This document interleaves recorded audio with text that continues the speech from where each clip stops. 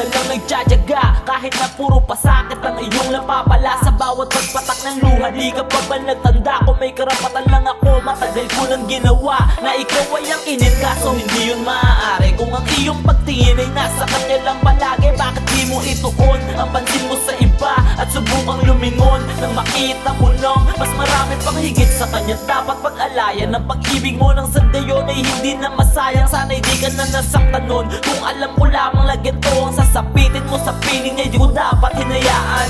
Siguro ngayon manhid ako dahil di ko man lang nadamang iniibig mo ako. Siguro ngayon tanga ko at hindi sana ganito. Kung niligawan na kita nun, masaya ka na sa piling ko. Dahil kung akin ka, hindi na sana nahihirapan ba? Ang puso mo paulit-ulit na sinusugatan niya.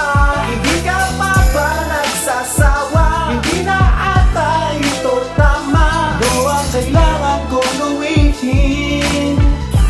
upang matauhan ka? Kung hindi pagkakaintindihan ay laging nandyan, at kung parating may gabing ikay kanyang sinasaktan, siguro nga'y kailangan ko na talagang mangialam. Pero sino nga ba ako? Isang tagahanga lang na dati laging may dalang bulaklak sa aking kamay, ngunit di nagkaroon ng lakas loob na ibigay. Kaya ngayon, sobrang lumong-lumo sa sarili ko. Ako sana at di sinto-sinto ang kapiling mo. At kung mapagbibigyan, ibalik lahat sa dati. Kung alam ko lang sa'yo ay ganito ang mangyayari, eh di sana ay pinilit kong sa'yo ay magtapat, upang di masaktan sa di malayong hinaharap. Gabi-gabi naririnig ko paghikbi mo ng marahan. Mahirap makatulog nang di ka nakatahan, kaya ngayon lakas loob ko na pagsisigawan. Iwanan mo na siya, ikaw ay aking sasamahan. Kung akin ka, hindi na sana nahihirapan ba? Ang puso mo paulit-ulit na sinusugatan niya.